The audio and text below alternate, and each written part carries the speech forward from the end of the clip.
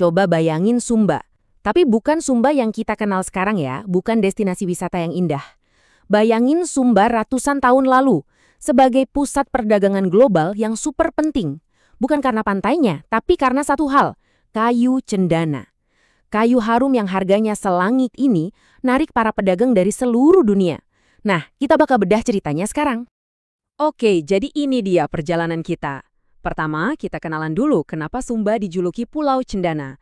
Terus kita lihat gimana Portugis datang dengan misinya dan kenapa mereka gagal. Lanjut, kita bongkar strategi cerdik Belanda yang beda banget.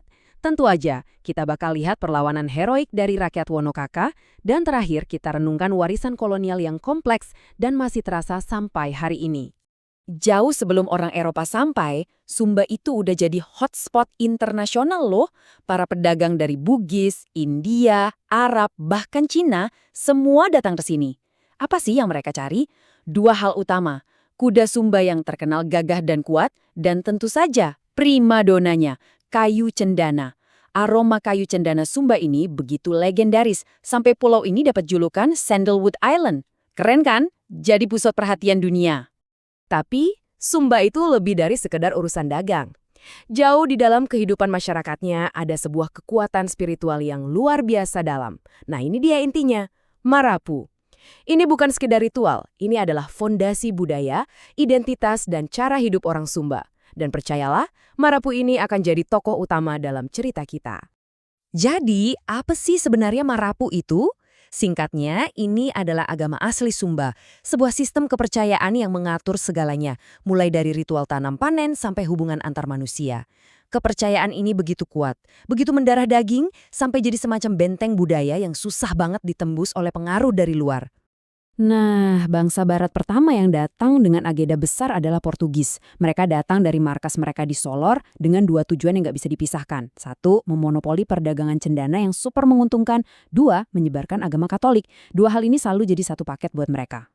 Dan mereka ini nggak sebentar loh. Pengaruh Portugis di sekitaran Sumba itu berlangsung hampir 2 abad. Coba bayangin, 200 tahun itu waktu yang panjang banget buat mencoba menguasai perdagangan dan mengubah keyakinan masyarakat. Tapi seperti yang bakal kita lihat, waktu yang lama itu belum tentu jaminan keberhasilan. Jadi, ini dia poin kuncinya. Kenapa misi mereka bisa dibilang gagal? Jawabannya sederhana, tapi sangat kuat. Marapu. Kepercayaan masyarakat Sumba pada Marapu terbukti terlalu kokoh. Usaha mereka selama 2 abad untuk menyebarkan Katolik sama sekali nggak mampu menggoyahkan fondasi spiritual yang sudah ada sejak lama. Setelah Portugis, panggung berganti. Datanglah kekuatan Eropa berikutnya, Belanda. Nah, mereka ini datang dengan cara main yang beda total. Bukan lagi cuma mengandalkan kekuatan militer atau penyebaran agama, tapi dengan pendekatan yang jauh lebih terencana, lebih licik, dan lebih sistematis. Begini cara Belanda beroperasi, kayak main catur. Langkah pertama, intelijen. Mereka kumpulin laporan, memetakan kekuatan dan kelemahan Sumba. Langkah kedua, diplomasi. Dengan bekal informasi itu, tahun 1750, mereka berhasil meyakinkan 8 raja lokal buat tanda tangan kontrak. Dan langkah ketiga, inilah kuncinya, dominasi. Kontrak itu, di atas kertas, menyerahkan kedaulatan Sumba ke tangan Belanda dan langsung memotong jalur pedagang lain. Cerdik kan? Nah, di sini kita bisa lihat perbedaannya dengan jelas. Di satu sisi, ada Portugis dengan pendekatan langsung, fokus ke agama dan dagang, tapi hasilnya ya gitu-gitu aja, terbatas. Di sisi lain, ada Belanda yang lebih main politik. Mereka pakai pena, bukan pedang. Pendekatan tidak langsung lewat kontrak dan perjanjian ini, pada akhirnya justru ngasih mereka kontrol penuh atas Sumba. Oke, sekarang mari kita geser fokusnya.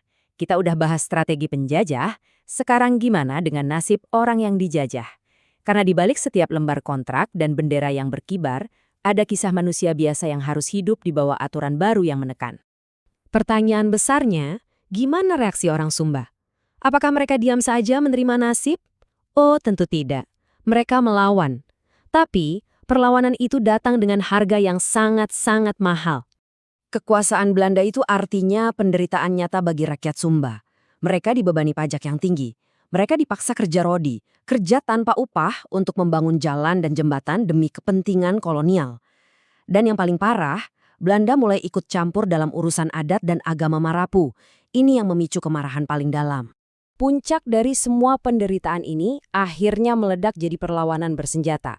Perang Lambanapu, dan terutama perlawanan heroik dari Wonokaka antara tahun 1901 sampai 1913 jadi simbol perlawanan rakyat Sumba. Mereka pakai taktik gerilya, berjuang dengan gagah berani, meskipun pada akhirnya harus berhadapan dengan kekuatan militer Belanda yang jauh lebih modern dan lengkap. Jadi, setelah berabad-abad interaksi yang penuh konflik ini, apa sih yang tersisa? Warisan kolonialisme di Sumba itu ternyata sangat kompleks. Ada sisi gelapnya, tapi juga ada sisi lain yang dampaknya masih kita lihat sampai hari ini. Sisi negatifnya tentu saja adalah penderitaan yang luar biasa. Kerajaan-kerajaan lokal kehilangan kedaulatannya, sumber daya alam mereka dieksploitasi habis-habisan, dan setiap perlawanan rakyat ditumpas dengan kekerasan. Ini adalah luka sejarah yang sangat dalam. Tapi di sisi lain, ada juga pengaruh-pengaruh yang bertahan. Agama Kristen Protestan masuk dan berkembang jadi bagian dari Sumba modern. Sekolah-sekolah dan layanan kesehatan pertama kali didirikan di masa ini. Bahkan, kalau kita dengar baik-baik, bahasa lokal Sumba ternyata menyerap beberapa kata dari bahasa Belanda. Ini adalah bagian dari perubahan yang membentuk Sumba hari ini. Pada akhirnya, kisah Sumba ini jadi cerminan sebuah dilema besar. Ini adalah cerita tentang perlawanan yang gigih untuk mempertahankan identitas, tapi sekaligus juga cerita tentang transformasi yang gak bisa dihindari. Dan ini meninggalkan satu pertanyaan penting buat kita renungkan, apa sih harga yang sebenarnya harus dibayar untuk sesuatu yang kita sebut kemajuan?